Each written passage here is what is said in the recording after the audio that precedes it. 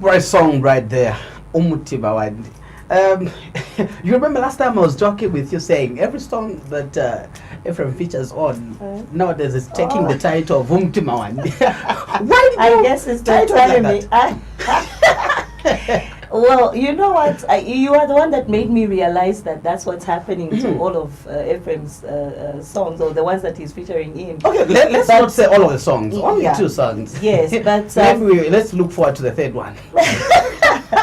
Yeah, but I guess it's the timing. But for me, basically the whole song talks about the state of my heart. Yeah. It's Impaleni. Well, normally when you talk about the blessing, you're talking about not just money or healing. You want the whole state. I believe that when God touches you, he touches everything about you.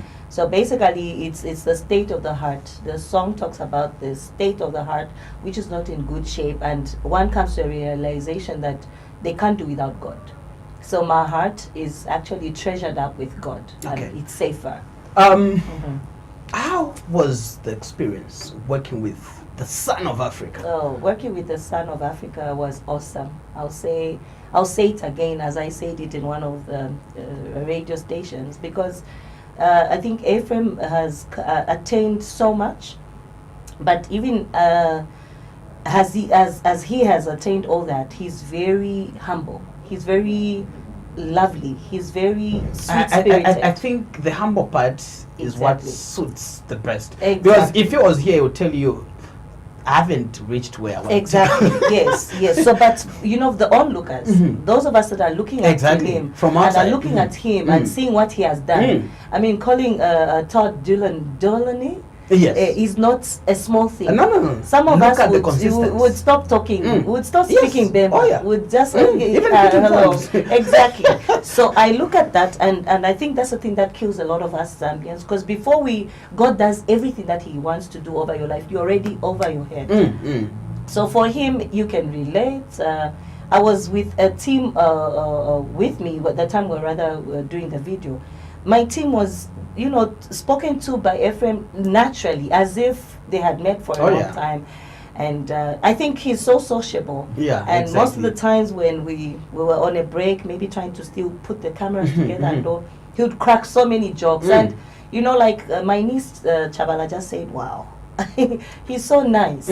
Yeah, so I look at that as a gem in him. It makes people find it easy to reach him. Oh yeah, exactly. Yeah, so that's what I really appreciate. I think that's what we need. I've worked with him a few other times before my album, and it was just a time of settling into Lusaka. So I told him, Ephraim, I want to be part of your team. Is it okay if I back you up? No problem, Tiko. And I was like, really, just like that? Just like because that? Yes, and it was a big thing. The concert he had at Mulungushi. Oh yeah. So I thought naturally one would say, but no, I want to understand. Of course, I met Ephraim a long time ago, just around the time I was doing Chikangawe. In my Chikangawe launch, he was there in Ndola. All right, let's apply some breaks. Tell me, you just shared with me your Coppa Belt life. Exactly. Let me check this from you. Where do you think this competition between Copala and Lsk come from? I really... You stayed there for much of your life. I did. Obviously, you could feel... I could pick the drops of the rent. Exactly. It's just that I think it has intensified with time. Initially, I don't think it was that bad, even especially in the kingdom of God, because there was a time when we behaved like everyone's home is our home, Oh yeah. Yes, but I think that the problem, or let me put it this way, in my own understanding, those of us who were in Copala were very exposed to the Congolese and whatnot. So we always came out, Congo. So we came out with a certain way. We did Rumba songs, Bemba songs, and whatnot.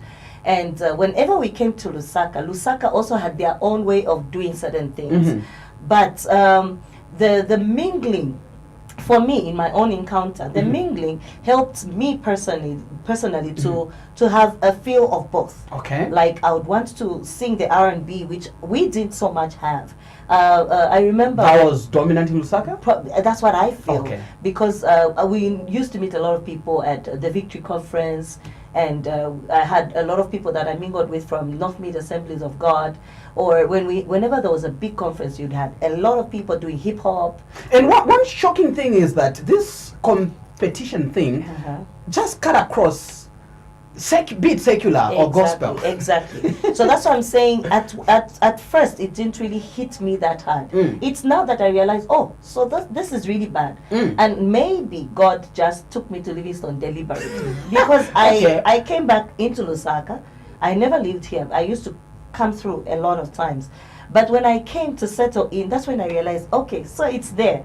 Yeah, but why I'm saying this is, it has been there, but I think it was on a minimal side of it. Eventually it has grown. It should not be there. All right. It should not be competitive. We should, in other words, we should provoke one another unto good works. I learn from you learn learning from one another. Learn here and exactly. there. Yeah, that's what I feel. From the look of things, during your time of education, it wasn't really common for people to just go to a private school. No. Are you coming from Mayad? Are you coming from a well-to-do family? I'm coming from a very comfortable background. Yeah, fairly comfortable. Give me a definition or a description of your family. Fairly comfortable. Description as in what? What makes...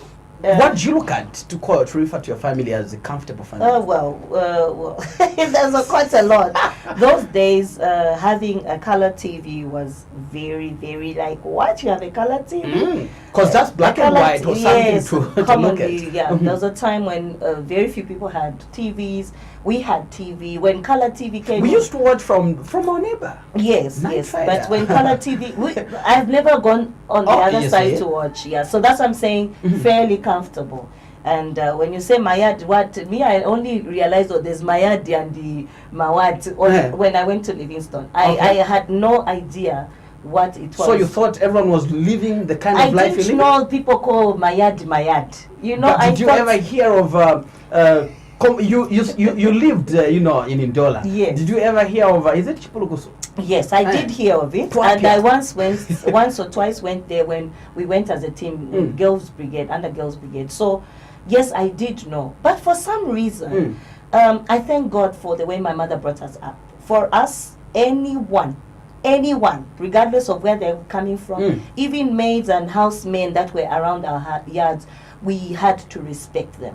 And the way my mom brought us up was whether there was a maid or not, you had to do your own small chores. So somehow that regard for humanity was imparted on us. And yeah, we would call them somebody or auntie somebody depending on the age. So even my kids, I raise them like that. I don't allow my kids to call a maid or a houseman or a houseboy Iwe or what. No, it's